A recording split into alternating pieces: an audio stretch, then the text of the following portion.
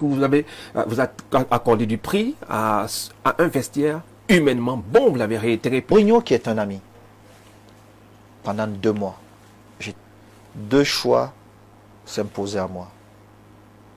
Soit venir lui dire immédiatement, je suis Samuel Eto'o et Samuel Eto'o ne s'assoit pas au banc de touche, même si je l'ai fait à la fin. Ou alors me remettre en question, me mettre au service du groupe, travailler. C'est ce que j'ai fait.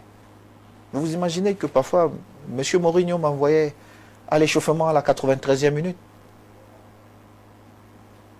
Je pouvais dire non.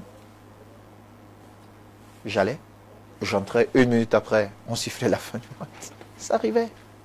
Monsieur Parfait ici, oui. Laissez-moi, je vais vous dire, parce que je préfère, vous n'aurez toujours pas l'occasion de m'avoir dans un échange voilà pourquoi je vais aussi vous poser toutes les questions. Je suis là pour vous, monsieur Parfait ici. Donc, j'ai fait le choix de continuer à travailler, de me mettre au service du groupe, et finalement, monsieur Mourinho me remet dans le bain. Je commence à faire ce que j'aime le plus faire, jouer au football, marquer des buts. Et je vais voir mon ami, je lui dis, mais José, Samuel Eto'o ne s'assoit pas au banc de touche. Il m'a dit, Samuel, tu n'étais pas bon pour mon groupe. Tes performances n'étaient pas là. Heureusement, il ne m'a pas dit mon comportement. J'ai travaillé. Mais je savais que je n'étais pas bon. Parce que je préparais une CAN pour notre pays. La CAN en Angola. Vous vous souvenez? Tout à fait. En 2010. Je préparais cette CAN. Donc, et derrière, j'avais la Coupe du Monde. Donc, inconsciemment, j'anticipais déjà cette Coupe du Monde. D'ailleurs, cette Coupe du Monde qui devait être la dernière pour moi. Et le malheur que j'ai eu, c'est de me confier justement à Jérémy Ditap qui m'a trahi pendant cette Coupe du Monde. Jérémy vous a trahi? Ouais. Ils sont tous là, ils le savent. Cela signifie que vous avez des problèmes profonds. Non, je les ai arrangés le jour où j'ai pris la décision. Et vous avez horreur de la trahison? Non, non, non, monsieur Parfait. Voilà pourquoi vous avez réglé vos comptes. Non, monsieur Parfait, laissez, ne parlez pas à ma place. Je suis en face de vous. Me non, posez vos questions, je vais vous répondre, monsieur Parfait, ici. Nous sommes restés plusieurs années, on ne s'adressait pas la parole. Mais le jour où j'ai pris la décision de me présenter comme président à la tête de la Fédération camerounaise de football, et mon petit frère et ami Eran est là, il peut vous dire. Je suis allé, j'ai appelé plusieurs fois Jérémy qui n'a pas décroché. J'ai vu Eran qui a arrangé le rendez-vous avec Jérémy. Nous nous sommes expliqués comme des hommes. Je lui ai dit, je ne voulais pas qu'il apprenne de la bouche des autres que j'allais me présenter. J'ai fait ce même exercice avec tous mes coéquipiers. J'ai rassemblé tout le monde. J'ai dit, les gars, je ne veux pas qu'on soit d'accord sur certaines questions ou pas. Le problème n'est pas là. On a eu le privilège de partager de beaux moments ensemble. Je suis en train d'aller vers ça. J'ai besoin que vous veniez avec moi. Si quelqu'un ne veut pas, ce n'est pas grave. Mais au moins, vous avez suivi de ma bouche que j'allais me présenter. Je l'ai fait. Et pour moi, dès lors où nous nous sommes expliqués, tout ce qui s'était passé, vu que nous n'étions plus dans les stades, c'était terminé. Il n'y avait plus de problème. Les problèmes reprennent, justement, quand on confond être président d'un syndicat, être président de la Fédération camerounaise de football, c'est 2 mondes. C'est 2 choses totalement opposées. Et puis on commence à vous faire des coups bas et on vous présente comme celui qui est mauvais, celui qui est ceci. Non. Non. Mais je ne suis pas fait ici. Vous voulez poser d'autres questions? Je voulais poser une autre question. Nous ne nous éloignons pas de la dernière liste de M. Pagouan. Il y a un nom qui m'intéresse particulièrement. C'est quand même André Onana, votre fils. On sait quand même que tout est parti du Qatar lors de la dernière expédition des Lions indomptables, où on a vu des murs et des pas mûrs. Vous avez toujours présenté André Onana comme votre fils. À l'heure actuelle, vous allez me recadrer si c'est faux, c'est l'un des meilleurs gardiens du but au niveau au monde. Et il est écarté d'une liste au moment où nous allons en Coupe d'Afrique. Comment vous jugez cela? Monsieur Pafa, ici, oui. Vous découvrez André Onana aujourd'hui ou encore pour certains hier. Mais je l'avais déjà le meilleur gardien au monde. Lui-même n'était même pas convaincu de ça. Je l'ai dit, les images sont là. Et je le dis tous les jours. Tous les jours. Il n'y a rien de plus beau pour un père que de voir son fils là-haut. C'est ça. Que répondez-vous? Mais on n'achète pas l'opinion d'un père. C'est qu'il est... Du moins, mon feu père ne m'a jamais donné cet enseignement. Je reste dans ma position de père. Et je vais plus loin. Le père a une autre responsabilité. Président de la Fédération camerounaise de football. Quand vous êtes président de la Fédération camerounaise de football, je ne peux pas m'opposer à la décision d'un sélectionneur. C'est que je suis non seulement un mauvais parent pour les autres, je vais vous raconter une anecdote. Quand je fais un vol Paris-Riyad avec Zambo, je crois que c'était ça. Franck, tu m'excuseras, je suis obligé, capitaine. Et Franck était remonté après moi. Ils avaient leur petit bisbis, de petits frères. Mais André, c'est mon fils. J'entre pas dans... Ce que je peux essayer de faire, c'est de les rapprocher. Parce qu'en réalité, moi j'ai vécu ça avant eux. Avec des aînés comme Rigobert, avec Patrick, avec Pierre Omélène. Nous avons connu ça. Donc c'est essayer de les rapprocher. Parce qu'ils ont le même objectif. Ce sont même des amis. Ils ont quoi? Ils vont se discuter quoi. Bref, nous voyageons. Franck arrive. Très contrarié. Il ne me salue pas. Bon, je me dis, j'attends le bon moment pour parler à mon petit frère. Même le capitaine Vincent Aboubakar.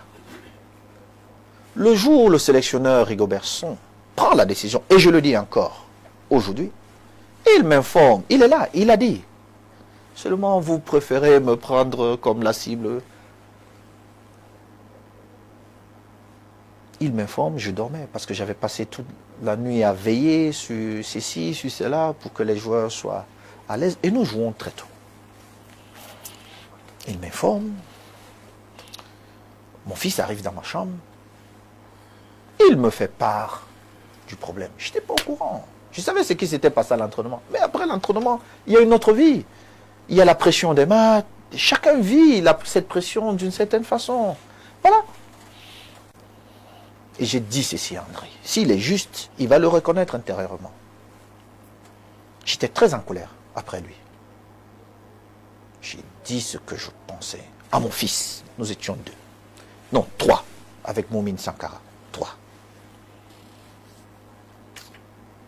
Et après, j'ai remis ma veste de président et je lui ai dit, fiston, va voir ton grand frère. Et parle à ton grand frère comme le grand frère qu'il est. Moi, j'avais ma petite idée. Vous ne pouvez pas froisser un sélectionneur. Peu importe si vous estimez qu'il est médiocre ou pas. Vous ne le faites pas. Il est sélectionneur, il prend ses décisions. Il peut décider de vous mettre de côté. Mais je vous dis, le fond de ma pensée, c'est de dire, ok, ils vont avoir un entretien. Ce qui me permettra, à la fin de la rencontre, d'aller voir mon aîné. Pas le sélectionneur. Et de lui dire, mais, grand frère, parfois nous sommes allés au-delà de nos pensées. Est-ce qu'il ne serait-il pas possible de revoir ta décision? Voilà ce que je voulais. quand on revient de ce match, André sait ce qui s'est passé à l'entrée avec toute sa bande de petits suiveurs qu'il y avait autour de lui. Il sait ce qu'il m'a dit. J'ai souffert parce que c'est un garçon que j'aime énormément. Beaucoup. Et ça ne changera pas. Ça ne changera pas. Mais je ne changerai pas non plus parce que j'ai ce rôle de père. J'ai appris que un de ses proches aurait dit qu'ils avaient payé quand ils sont arrivés à la fondation Samuel Eto'o à Chifo. Il n'avait même pas l'argent pour manger. Comment il allait payer? Il n'a jamais payé. Il n'a rien payé. Rien du tout. Archi faux. Ce sont des contre-vérités. Ils n'ont jamais rien payé. C'est un mensonge pur. Mais je ne l'ai pas fait parce que j'attendais une récompense après.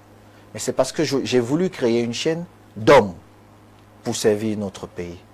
Et il s'avère que l'un des meilleurs au monde vient de cette fondation, André Onana. Vous l'avez connu aujourd'hui, en 2017. Ils ont dit qu'ils ne le convoquaient pas parce qu'il était très proche de moi. Vous voyez un peu comment... En 2019, on l'oppose à son cousin Ondoa.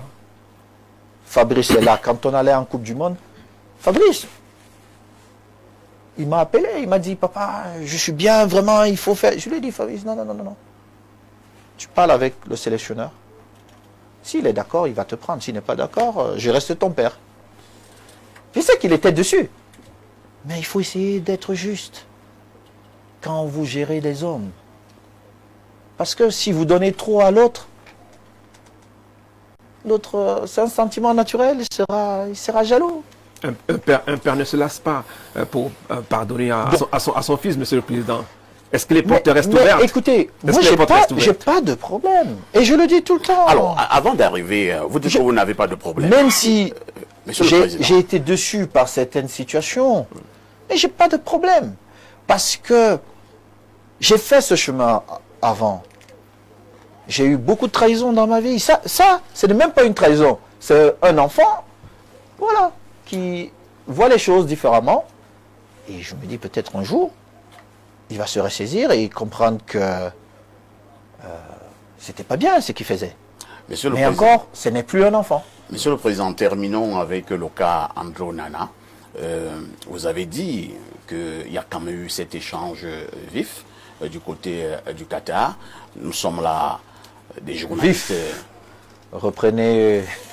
Nous sommes là des journalistes d'investigation. Est-ce que vous reconnaissez quand même, peut-être sous le coup de la colère, que vous avez eu des propos très durs à l'endroit d'André Onana? Je vais peut-être chercher à faire en sorte que vous rappeliez. Allez-y. Est-ce que vous avez dit à André Onana que vous allez détruire sa carrière? Écoutez. Est-ce que vous avez dit à non, je vois déjà vers où vous êtes en train de... Monsieur Parfait. Ah, vous êtes en train de me stopper là. Je vous stoppe parce que je vois déjà la porte de sortie, je dirais. Mais ne l'ouvrez pas parce que je ne vais pas vous permettre. Ah bon? Oui. Non. Écoutez. Quand nous nous sommes retrouvés, nous étions 3. Oui. Moumine, André et moi-même. J'ai fait le reproche à André. Parce que la veille, il y avait eu un comportement à l'entraînement. Mais c'est normal. Et je lui ai dit non. Pas toi. Tu es très grand. Tu n'as pas besoin de ça. Et ça, c'est le père et le fils. Mais ce que vous devez comprendre, c'est que tout ce qui se passe, nous sommes à 3 heures du mat. Un mat important, décisif pour notre pays. Je suis en train de perdre mon meilleur élément. C'est pas fait. Et on vient vous dire que vous avez dit, je vais détruire quoi? Vous n'avez jamais dit que vous voulez détruire la carrière d'André Onana. Je me fais que du mal. Vous alliez la battre en Monsieur Parfait ici, il faut laisser les histoires de bar. Non, c'est pas le bar. Non, monsieur Parfait ici. Vous avez dit que j'étais un journaliste d'investigation. Non. Alors, votre investigation là est bizarre.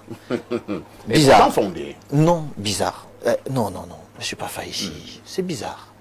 Je suis là, je suis en train de vous dire. Je suis en train de vous dire, n'avancez pas des choses qui ne sont pas vraies. D'accord. Monsieur Pafa ici. Monsieur Pafa ici. Je vous l'aurais dit. Vous connaissez peut-être André Onana aujourd'hui. Mais personne d'entre vous n'était là quand j'avais pris la décision d'offrir l'opportunité de la vie.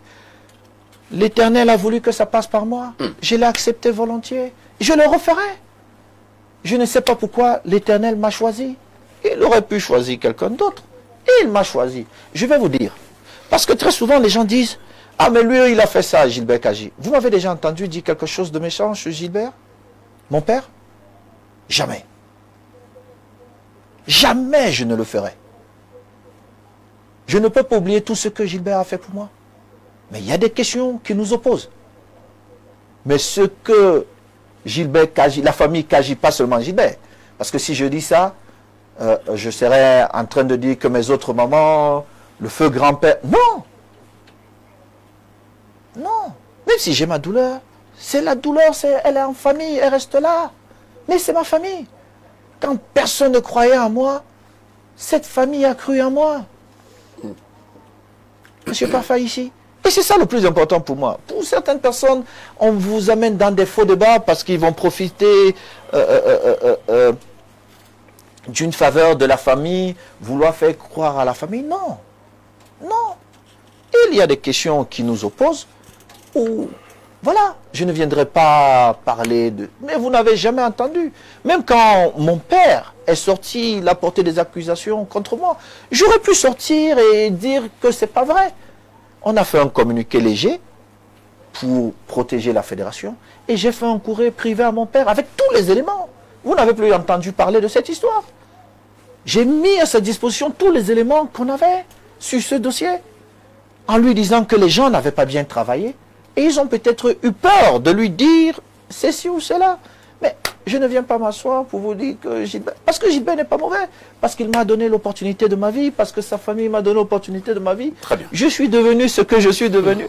Et ne me demandez pas de changer ça parce que je ne le ferai pas. D'accord. Mais maintenant, la vie étant ce qu'elle est, il y a de points de vue qui divergent. C'est ça.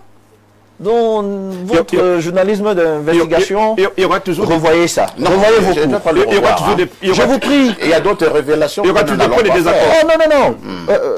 Parfait. Oui, N'insinuez pas les choses, je suis là. il n'y a pas de problème.